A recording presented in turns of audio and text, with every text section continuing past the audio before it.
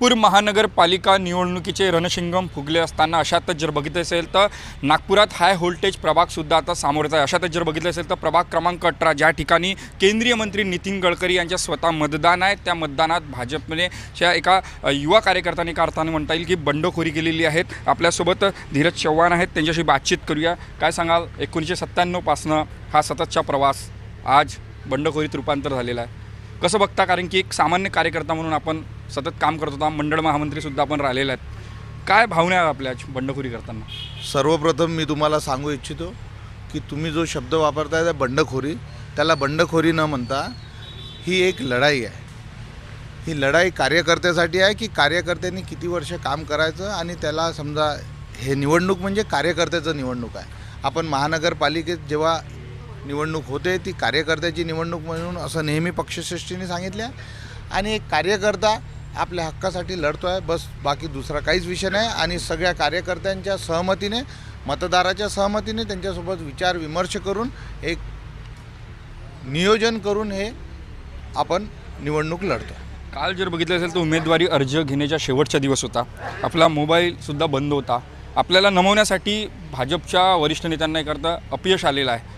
काय भावना आहे? कारण की कार्यकर्त्यांसाठी आपण निवडणूक लढत आहात, काय भावना आहेत आपल्या?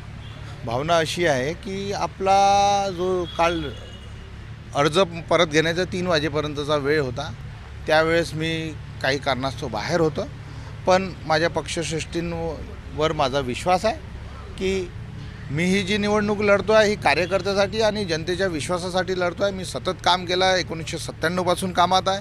2007 6 पासून माझ्यावर जी काही वार्डाची जबाबदारी आली, मंडळाची जबाबदारी आली, शहराची जबाबदारी आली, आणि याच्यात आपले लाडले नेते नितीनजीचं निवडणूक असो 3 वेळा, की आमदाराचं निवडणूक असो की नगरसेवकाच्या, प्रत्येक निवडणुकीत मी 100% माझे योगदान दिलं आहे। आणि त्या कार्याच्या भरोश्यावर मी तिकीट मागितली होती आणि मला ती तिकीट मिळाली नाही। या मागच्या वेळेस 2017 सुद्धा मिळाली नव्हती, यावेळेसही मला नाकारण्यात आलं, म्हणून मी ही निवडणूक लढतो आहे।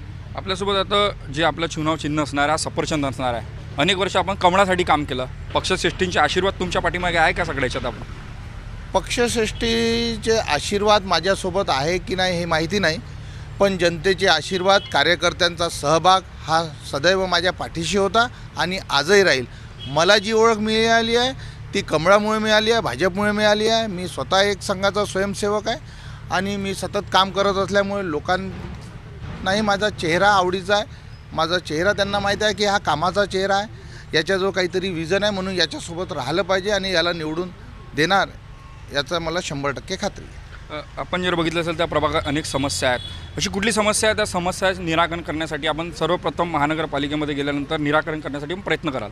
माझ्या माहितीप्रमाणे असं वाटतं आहे की तुम्हाला या प्रभागाबद्दल माहिती नाही। या प्रभागात काही एक काम शिल्लक नाही। माननीय नितीनजी असो, आमचे आमदार प्रवीण दटके असो की मोहनभाऊ मध्ये असो, या तिघांच्याही मेहनतीने यांनी इतका इथे फंड लावला की इथे कुठलीच समस्या राहिली नाही। पाण्याची व्यवस्था एकदम व्यवस्थित आहे। नितीन गडकरींचा, आमच्या नेत्यांचा जो 24/7 OCWचा आहे, तो माझ्या घरी सतत 24 तास पाणी येते। या वस्तीत पाण्याचा काही प्रॉब्लेम नाही, चेंबरचा काही प्रॉब्लेम नाही।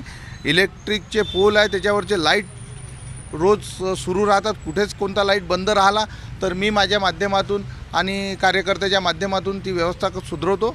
पण या प्रभागात विकास कामं कुठलेच शिल्लक नाही। जे काही शिल्लक आहे ते माननीय नितीनजी आणि माननीय प्रवीणजी दटके यांच्या निधीतून तो पूर्ण होत आहे। हे होते आपल्यासोबत धीरज चव्हाण, जे प्रभाग क्रमांक 18 उभे आहेत। आणि एकंदरीत बघितलं असेल तर बंडाचा झेंडा त्यांनी हातात घेतला, आणि त्यामुळे येणाऱ्या निवडणुकीत या प्रभागामध्ये कोण बाजी मारतो हे सुद्धा पाहणं महत्त्वाचे असणार आहे। कॅमेरामॅन मंगेश मोहितेसह तेजस मोहतुरे, जय महाराष्ट्र न्यूज, नागपूर।